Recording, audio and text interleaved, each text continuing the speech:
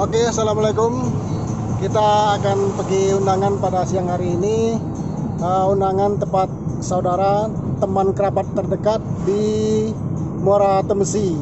Lumayan, perjalanan kita sekitar 5 kiloan dari sini, dari Muara Bulian ke Muara Temesi. Lebih dan kurangnya seperti itu. Oke, nah ini kita berempat nih. Ini tripper kita, Bang Ramai Rama. Orang Bulian lagi. Iya. Oke. Oh. Ini Ustadz kita. Oke. Oke Ustadz, gimana nih kalau kita pergi undangan, atau ada nggak hadis yang mewajibkan kita menghadiri undangan kalau kerabat mengundang gitu? Gimana Ustadz? Assalamualaikum warahmatullahi wabarakatuh. To the point saja, memang Rasulullah SAW menyuruh kita untuk mendatangi walimah atau mendatangi acara walimatul ursi namanya, kalau acara pernikahan. Kata Rasulullah SAW dalam sebuah hadisnya, hakul muslim ala muslim sittah, hak seorang muslim terhadap muslim lainnya ada 6. Salah satunya adalah, kata Rasul, iza da'aka fa'udhu, jikalau mereka itu mengundang engkau maka datang.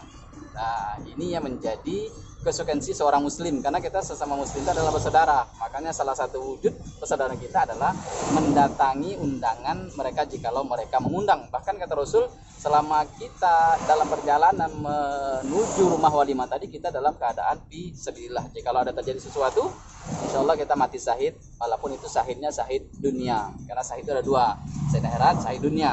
Nah, jadi begitu. Jadi ini adalah suatu kegiatan yang mulia. Jikalau kita niatkan lillahi ta'ala, sekali lagi lillahi ta'ala, semuanya karena Allah, bukan karena kita nanti takut, segan, atau kalau saya dah hadir nanti bagaimana ketika saya ngundang nanti. Kalau kita gara-gara itu bukan lillahi ta'ala, maka kita tidak mendapatkan pahala. Makanya kata Rasulullah SAW, innamal a'malu binniat. Amal itu tergantung kepada niat. Kalau niat kita pergi ini hanya untuk jalan-jalan, untuk happening saja, atau untuk melakukan touring saja, maka yang kita dapatkan itu saja, hanya sekedar touring, hanya sekedar happening, hanya sekedar seremonial belaka. Tetapi kalau kita niatkan karena Allah Subhanahu wa taala, kita sudah dapat nikmatnya jalan-jalan, kita juga mendapatkan pahala. Jadi gitu Bang Yadi. Jadi bagusnya Yadi. Oke Bang Ustadz. Nah kalau kita diundang, kita nggak sempat datang atau ada halangan, itu gimana Ustadz? Nah, itulah indahnya Islam. Islam itu tidak pernah memberatkan umatnya di dalam melaksanakan syariat.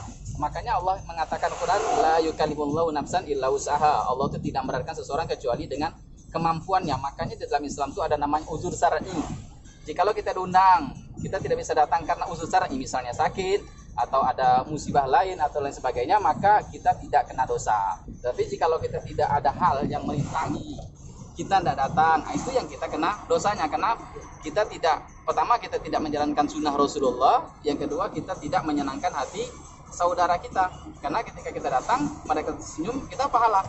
Nah, itu ya, Dik. Oke. Nah. Oke Ustadz.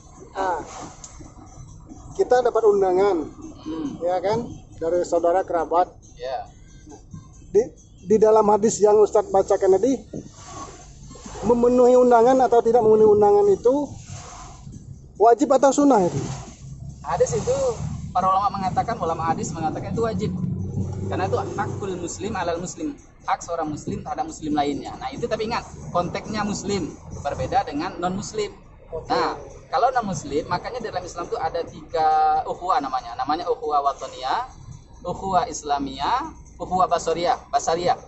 Ukhuwah watoniyah itu persaudaraan atau antar bangsa. Kemudian ukhuwah islamiyah itu persaudaraan karena kita itu satu akidah. Ukhuwah basariyah, kita bersaudara karena kita sama manusia.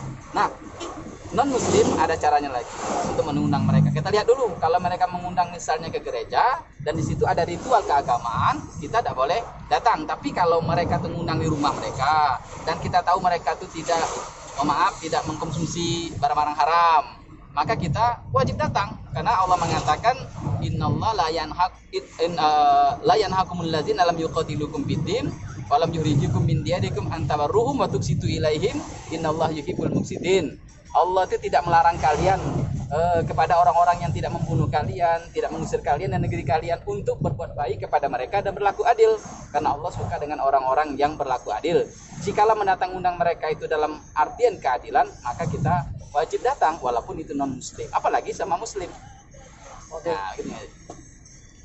Oke, itu siraman rohani kita untuk pengetahuan kita, yang dijelaskan oleh Ustadz tadi, bahwa kita memenuhi undangan itu wajib, ya, bersama muslim.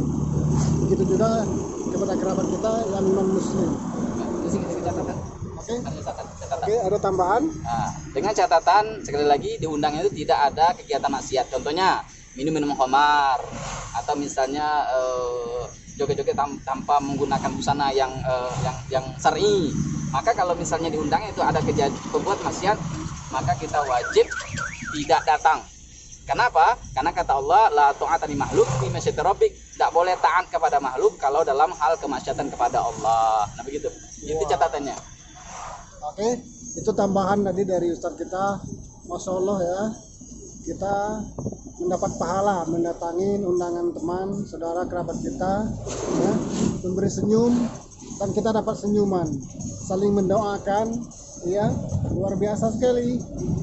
Teman-teman yang singgah dengan video ini, sama video ini yang baru nemu, silahkan bantu like, comment, subscribe, ya, dan share agar berkembangan channel YouTube ini akan berkembang ke depannya. Oke. Oke. Ada pesan Mas Ad, untuk penonton? Sebagai penguat dari kata-kata Bang Yadi tadi, kata samu sodakotun, tersenyum itu adalah sodako. Nah, gitu. Terus jelas. Oke. Assalamualaikum warahmatullahi wabarakatuh. Ya.